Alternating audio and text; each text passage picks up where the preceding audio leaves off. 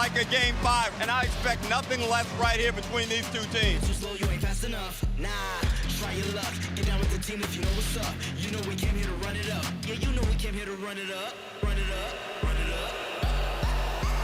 I came to win it, win it, win it, win it, win it. Dropping gems on my way. Villanova knocks it away for the win.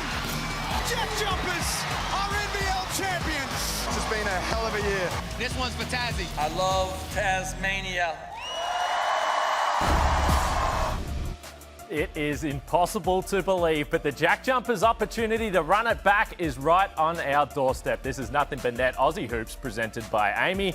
Kane Pitman here in studio. New NBL and NBA seasons are almost here, and we've got a loaded slate to get us started. The legend Andrew Gaze, Olympian and rising media star Ryan Broekhoff, NBA champion Jack White. They're all on our docket over the next 30 minutes. So let's tip things off with some NBL headlines, starting with those pesky Ants from Tassie. 3 seasons in the league, 2 grand final appearances, 1 championship. But this year, no Jack McVeigh, and with that comes some doubts. On to the Sydney Kings we go, and what happened last year with a three-peat on offer? They were middle of the pack at best and missed the playoffs altogether. And I'm not counting the play-in. Get out of here with that. The returning MVP, Xavier Cooks, and a loaded squad surely puts them back in contention. And finally, we love the Next Stars program, but we love it even more when there is an Aussie involved. 7'3", 18-year-old Rocco Zikarsky is back in Brisbane, and according to early ESPN NBA mock drafts, the big fella is a potential top 10 selection. So there is so much to talk about with this upcoming NBL season. And there's only one man that I want to do it with, the great Andrew Gaze. And hey, last time I saw you, we didn't have time to catch up in Australia. You're a busy man. But the last time I saw you, we were in France. Where are you now, please, and why? I'm in Singapore for the Intercontinental Cup. It's a 16 tournament. And it's going to be a lot of fun. And the Jack Jumpers, for the first time, Oceania is going to be represented, and being the defending NBL champions, the Tasmanian Jack Jumpers are going to be representing Oceania in this tournament. So there's a lot of good teams, a team from Spain, there's a team from Angola, team from Argentina. So it's a global event, and probably the team from Spain, Unicaja, and I also think that they have a NBA team that they've got the G League All-Star team that's playing and representing the United States as well. So I think those two are going to be the favourites, and I guess I put my biased hat on, and I'm hoping the Jack Jumpers can turn around some of their recent preseason form. So I did a little bit of research about this FIBA Intercontinental Cup, because I think that maybe a lot of people aren't aware, but this is the 34th edition, I believe. And what can you tell us about, there's 2 teams to three-peat, Real Madrid. What can you tell us about the 1967 through to 1969 Akron Wingfoots three-peat in the Intercontinental Cup? Well, they had a lot of talent, a lot of depth of talent, and they spread the ball, spread the floor. And, of course, as you know, Kane, no three-point line down there. So they relied on the power game. All right, let's talk about the Sydney Kings. Xavier Cooks back in the league and really did put up impressive numbers in Japan last year. But you're off the radar there. We've seen a number of stars go there. But what are you expecting? Because I already mentioned on paper, this Kings team is loaded. Oh, the Kings team is stacked, and one of the biggest problems they're going to have is how they keep everyone happy, spread the minutes. Brian Goorjian is a master at that, and he'll make sure they keep motivated. But this guy on the screen here, Xavier Cooks, he's a star. It's great to have him back in the NBL.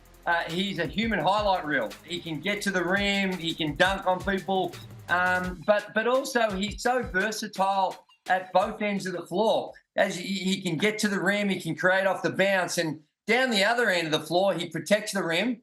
And when you switch, you can switch 1 through 5 with him because of the versatility on the defensive end. So he's a star. He's a proven star in our league, and how he gets incorporated in the Brian Goorjian system, but also how does he get that connection with Brian Goorjian? Because most of us thought he was going to be part of that Boomers program. Brian Goorjian made the courageous decisions to not select him, and whether that's had any sort of impact or dented that relationship, that remains to be seen.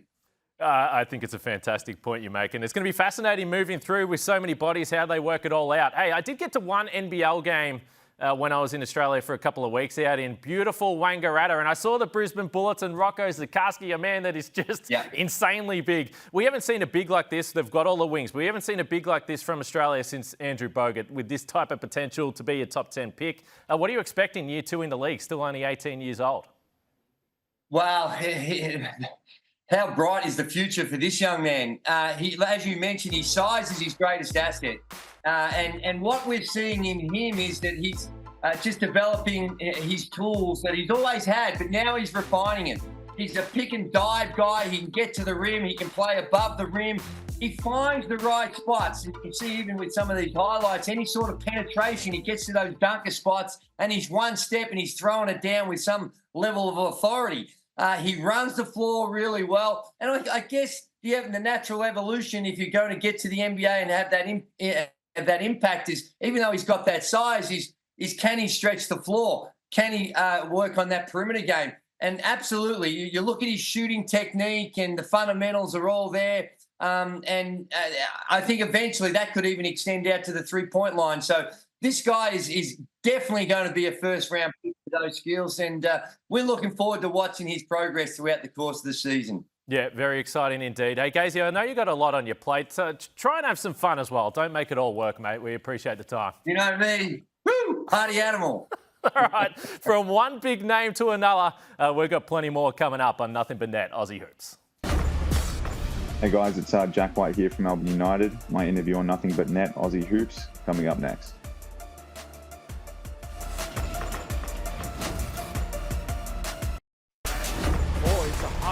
Jack White! A simple pick and roll. Only put it.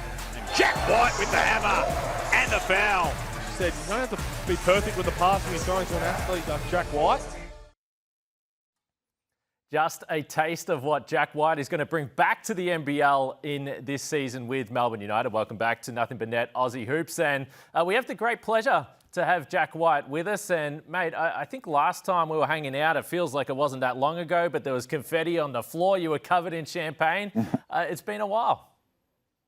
Yeah, well, a bit over 12 months now. It's good to see you. Thanks for having me on. Definitely good to reflect on those memories last time we crossed paths. Now, you're also on the Gold Coast now, which makes me a little bit jealous. We know the Blitz is going on, and I'm curious, yes, we want to talk about the basketball, but what else is happening? I'm hearing there's a lot of golf, there's potentially some beach time. What are you doing, and what are your teammates doing off the court? Yeah, I mean, we're trying to, I guess, have a good time. Obviously, it's beautiful up here this time of year, and having the full group together, definitely trying to just spend some time together and just get to know each other a lot better. There are a bunch of nice restaurants. Boys have gone out to Topgolf, which has been fun. A few of the other fellas have been out in the Royal Pines Golf Course, which we're staying right next to. We've been having a good time, just trying to, I guess, soak up this Queensland weather, because back in Melbourne it hasn't been, too kind to us.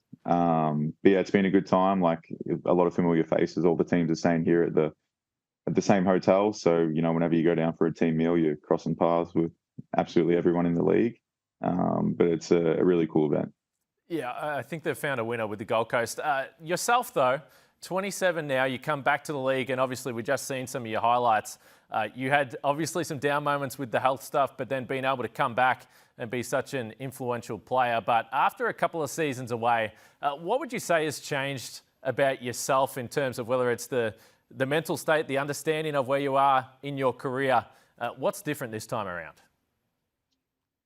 Yeah, I think a bit of that. I think I've definitely taken steps forward, I guess, in the mental and non-physical side of things, and having confidence in what I do, and obviously I've continued to work on my skill set and my body, and trying to be more of a complete player. But really excited to come back and, I guess, have more of a bigger role of what I had last time I was here in Melbourne, and really excited for that opportunity and that chance to grow and continue to get better. And I think most of all, just excited for the opportunity to compete at a high level. Obviously, the league here in Australia, the NBL, has continued to improve year after year, and the quality of talent has continued to rise. And I think the opportunity to be here in Melbourne and be coached by Dino again, and have such great teammates is something that I'm really excited about. And obviously having that added bonus of, this sort of being in my home away from home and being close to family and friends has been sort of a cherry on top. But at this point, I'm just really excited to get into the season and compete for a championship. That's everyone's ultimate goal. And I think that we have the right group to do that.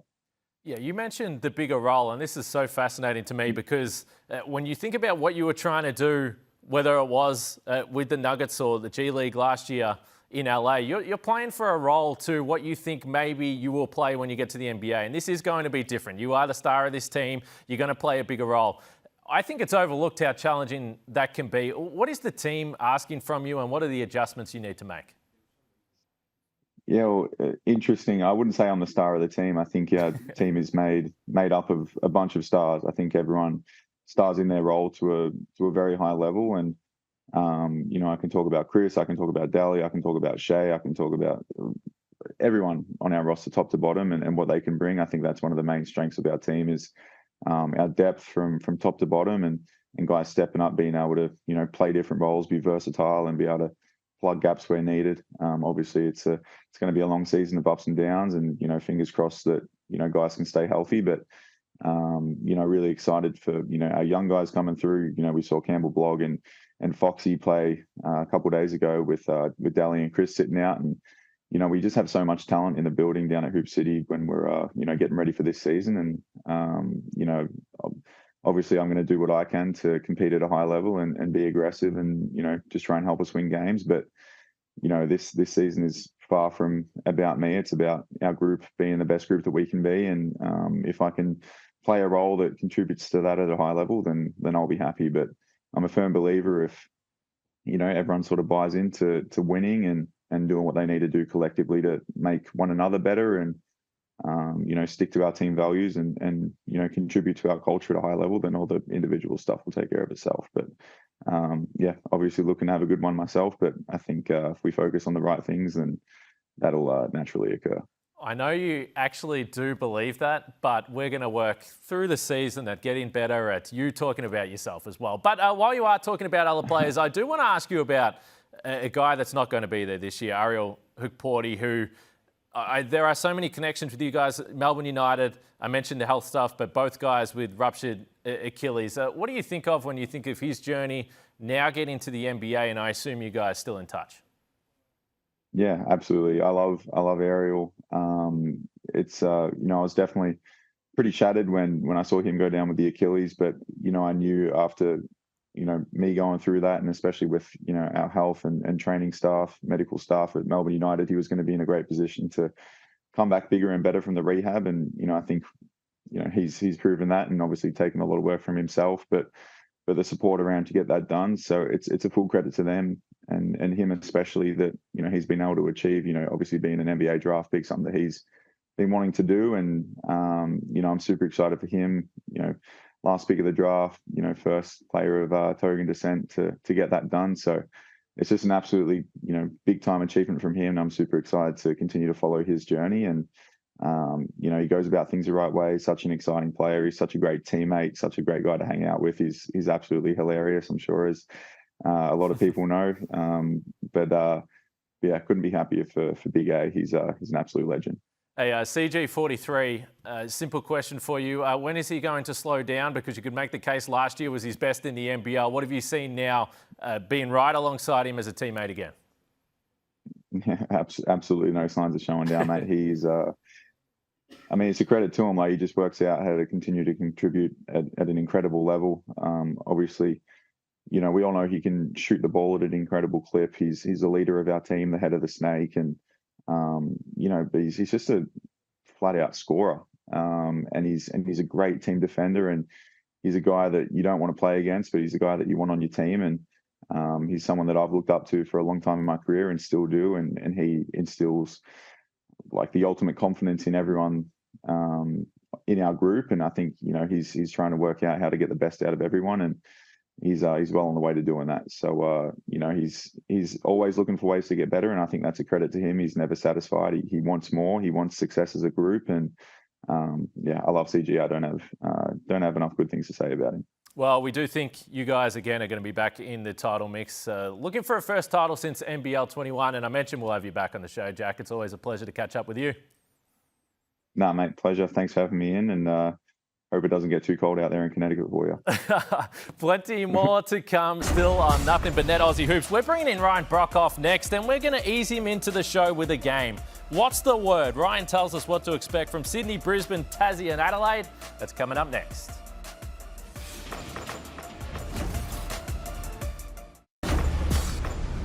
Nothing But Net Aussie Hoops presented by Amy rolls on, and for many the love of the game starts at a young age. Getting up shots outside, dodgy backboards, double rims, don't get me started, but you all know what I'm talking about.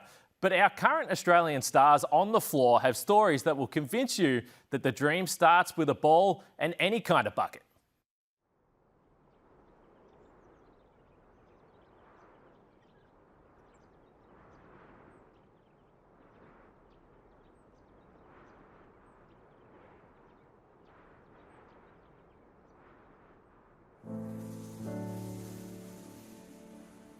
Basketball ran within the family. Grew up watching it as a kid. I used to come to every NBL game, every school holiday camp. You know, I think I was just born to play the sport. I really do. I just loved basketball. It wasn't even really a question for me, and I could be something. I could really do this.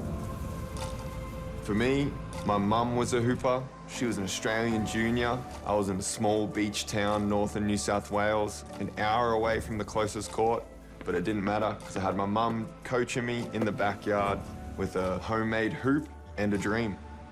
Probably really started on Thursday Island in the Torres Strait when my grandfather built my first basketball hoop. As an only child, I didn't have anyone to play with, right? Gravel road, rocks, playing barefoot in the backyard, trying to dribble through the laundry that mum put up on the clothesline. You know, creating games as an only child, you know, creativity. If the bed sheets touched you, well, then you're out, and it was an honour code, you know. My family didn't ever play basketball, so I was the first one to actually pick one up. I grew up playing netball and athletics just like my older sisters did. To help them, to guide them, to challenge them, I think that's a really special bond that you can create with someone as well. I got the knack of basketball pretty early, and I just loved it. I just felt like I just had that innate belief that I was going to play basketball, and I dared to dream, you know? I just fell in love, and I came home and I was like, Mum, the uniforms are so cool. I think I was a bit of a ball hog, but Mum signed me up right after that because I was just obsessed and fell in love with the game from the first minute. The team aspect of the sport really took my heart. Just being able to play with your friends, in some cases with your family, which was awesome. And you just make great memories with these people, and I think to share highs and lows with a team is really fun. I had this perception of my favourite basketball players growing up, that they just were rock solid and they were so confident all the time, and unless I've got it backwards, that's not the case. Sport is filled with highs and lows, and one of the lows is definitely doubting yourself. You might have a bad game, you might not make a team, a coach might not think that you're worthy enough. You start to doubt yourself. You put blood, sweat and tears into this game. Like, this is my life, this is my passion.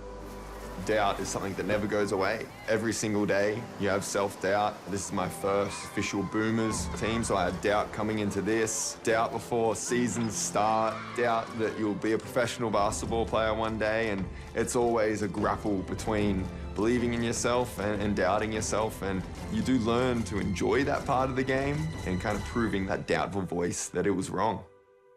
I 100% believe if you know that you've put in the work, don't listen to the haters or the outside noise. Believe in yourself, find your circle, the people you trust and you respect, and have fun with it.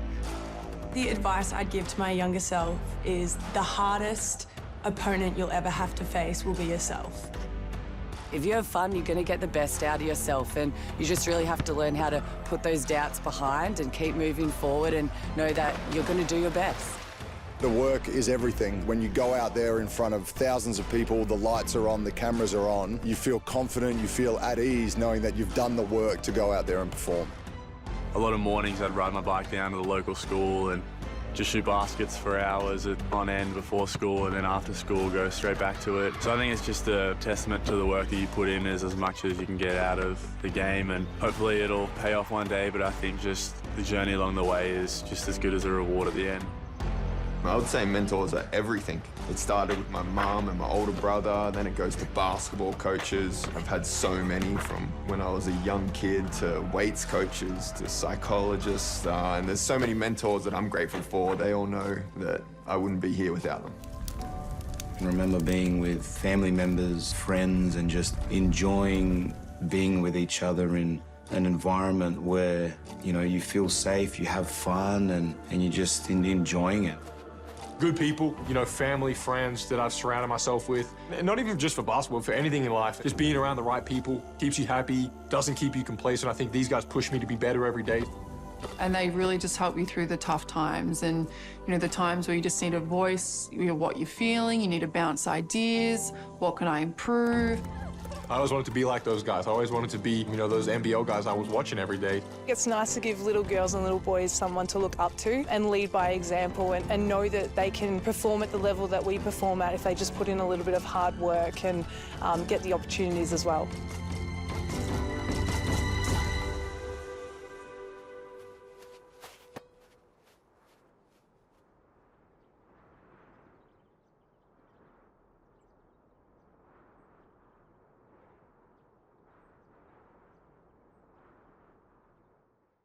Great stuff there from the stars of the current day, presented by Ford. And speaking of stars, on paper at least, the Sydney Kings have the league on notice.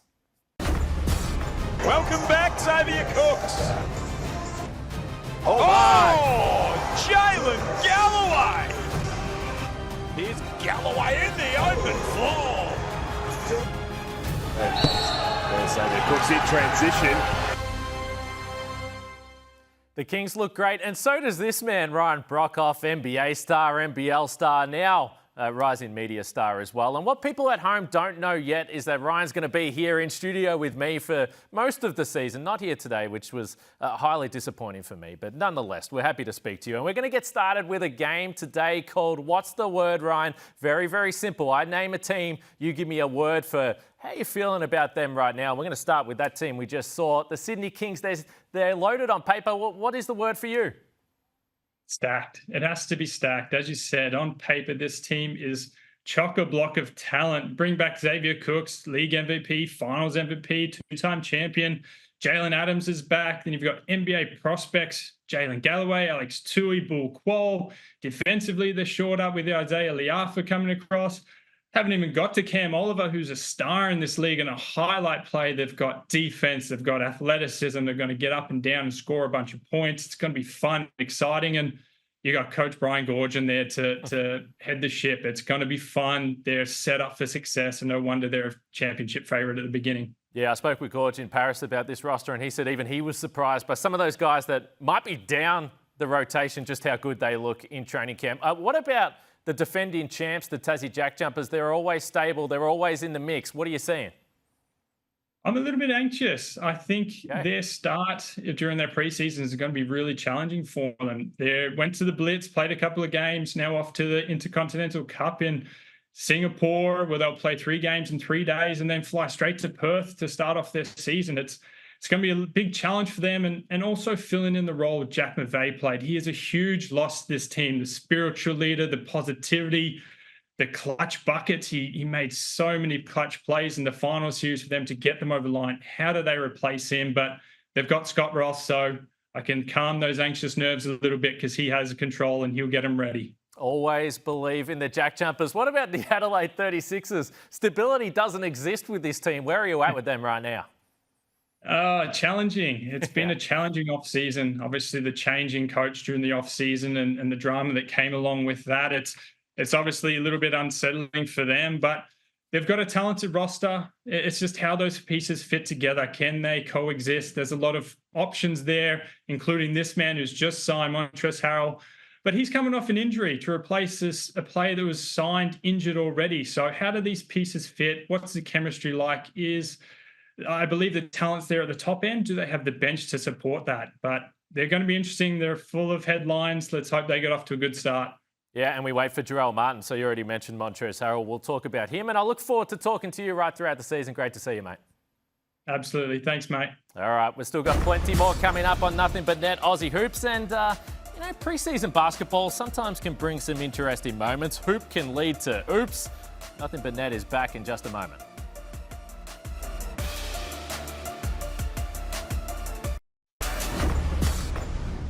Nothing But Net Aussie Hoops continues, and look, we're all excited for the start of NBL 25 and soon NBA as well. But sometimes when you walk into the building for the first time, you'll see preseason action and you'll remember that, yeah, these teams have still got to figure it out. There's chemistry to be worked out, and sometimes there'll be some simple errors that make you shake your head a little bit. And let's face it, I'm the exact same in this studio. First show of the new season. This is When Hoops Turn to Oops, presented by Amy.